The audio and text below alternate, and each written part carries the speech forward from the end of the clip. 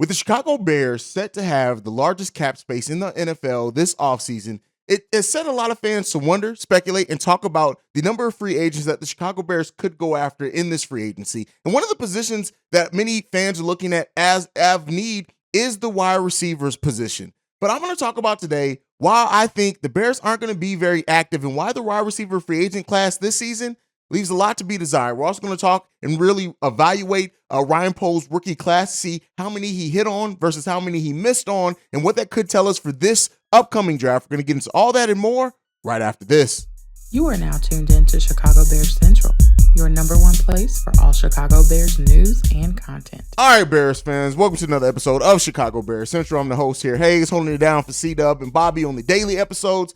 And the first thing that I want to talk about, we know we're going into free agency, and in free agency, we're hoping that the Bears are going to address a lot of positions. I've been very vocal on this show over the last month or so, just explaining why I do think that the Bears aren't really going to be very active in going after a big name wide receiver this either in free agency or the trade this offseason. I know, some people agree and disagree with me, and I completely understand it, right? It's a lot of merit to it. The thing that I think of, and the reason why I always say that the Bears aren't going to really be heavily active in pursuing a wide receiver. I know, like I said yesterday, T. Higgins' name and other players' names to go for trades are really, have been talked about because Bears fans are hoping and thinking maybe Ryan Poles take advantage and goes after some trades. But really, when I look at Ryan Poles and what I think he's going to do, one of the reasons I think that is just thinking that he's going to try to get and get the most out of the draft as he possibly can. And I don't really see him giving up more assets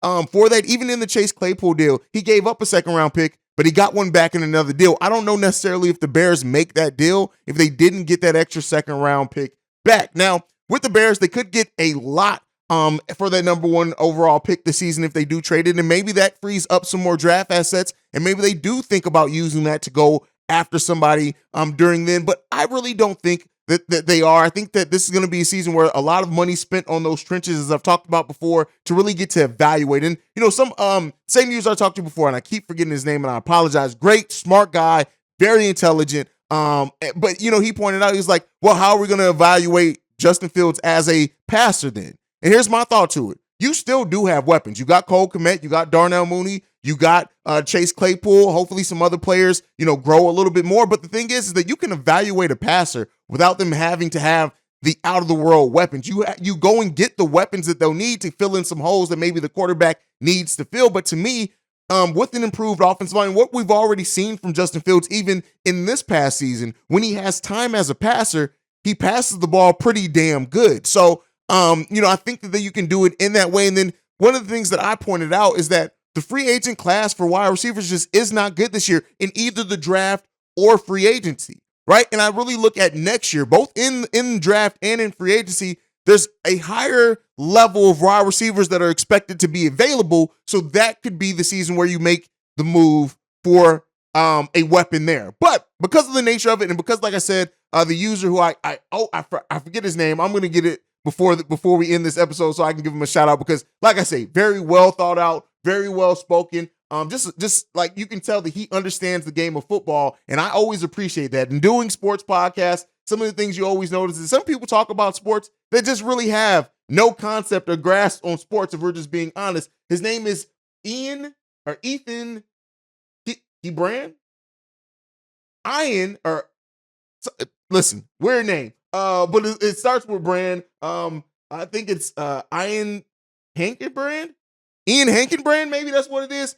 Thank you for putting this on my radar and just giving me wanting to talk about it and just pay the respect to what you brought to this channel, and thank you and keep commenting.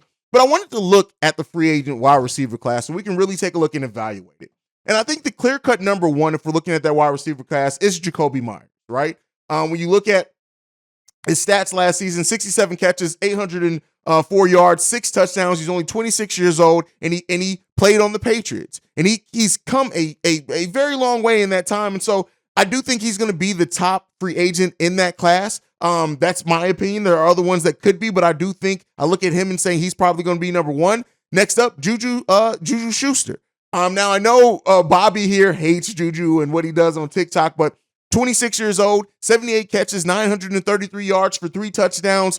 last season. Again, not a huge wide receiver. Now, he is a weapon, but I really don't look at him and say, hey, it's like he's this huge thing that you need to go out and get. But again, had a solid 2022 season. It was the second best year in his career. So, we'll see what that does. Next one, Alan Lazard, a guy I talked about on the show before. 60 catches for 788 yards and 6 touchdowns last year for the Packers. You know how I feel about cheeseheads, but he did become the primary receiver for Aaron Rodgers last season. But listen, he stepped up.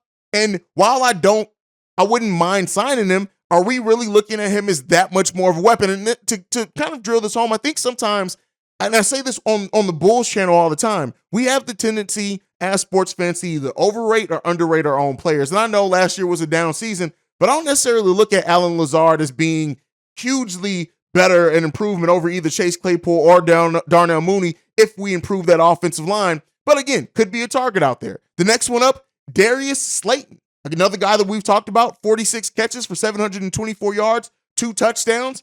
Again, not the earth-shattering type free agent that you expect. Paris Campbell, a player that I would love to come to the Chicago Bears. I already talked to you guys with that.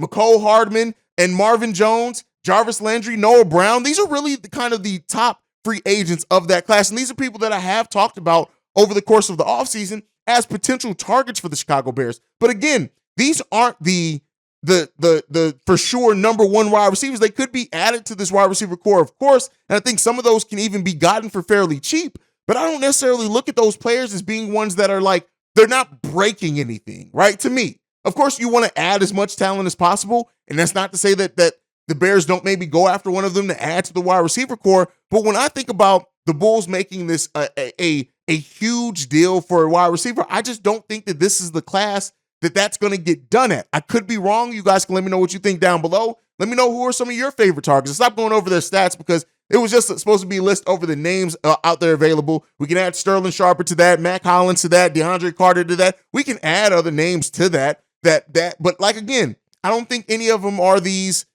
huge, big acquisitions that just make or break just evaluating Justin Fields next season, in my opinion. But like I say all the time, I could be extremely wrong and off on that. And maybe the Bears do sign one of these guys, and they are proven to be a huge weapon that really does help transform the passing game for us. So let me know what you guys think on that. Now, before we go, as we lead to the NFL draft, it leads, and I kind of talked about it before, is how well Ryan Poles is drafted. And when you really look at this list, Kyler Gordon, a hit. Jaquan Brisker, a hit. Velus Jones, I really don't know how to evaluate Vegas yet. I really don't, but I guess we'll see. Braxton Jones, a hit. Dominique Robinson, I think he's flashed enough to maybe be a depth piece, but really can't say he's a hit for sure either. Zachary Thomas, Treston Ebner, a miss. Like, at least in what he showed, he had an opportunity to step up when David Montgomery went down, and they literally gave him an opportunity one game, and he played so bad that you did. Now, again, could be some things with being a rookie. We could see some improvements. We could see him step up. We could see him need to step up depending on what happens with David Montgomery. But again, Treston Ebner, at least I have to mark right now as a miss. Doug Kramer at center, can't evaluate. Tyree Carter, he could end up being a hit. I'm not going to call him a miss yet. We're pushing that one. Trenton Gill, a hit. And then the undrafted rookie, Jack Sanborn, definitely a hit. So the faith that I have in Ryan Poles right now to be able to draft and make the right decision is at an all-time high. I know I have my personal favorites in Will Anderson, Jalen Carter, as some people do. I've talked about other defensive linemen in the draft. But I think that if, for some reason in this draft, Ryan Poles goes away that maybe we don't expect, maybe we should trust him because he did go away that we didn't expect, going secondary over wide receiver last season in the draft. Let's see what he turns into and what he does this upcoming draft. Now, on yesterday, I did an emergency episode on the Bears' purchase of the Arlington Park property. They get over 200 acres there. They're going to build out an entertainment center, things like that. It's going to take a long time. And, I commend the city of Chicago for really trying to do and make some moves to try to a last-ditch effort to get the Bears to stay in Chicago. It does not seem like it's going to happen. Doesn't seem like it's on the come up or anything like that. The Bears are going to move. And I think when we go into a time of change, it's going to be like, I'll probably be in my 40s before the Bears actually move to Arlington Park.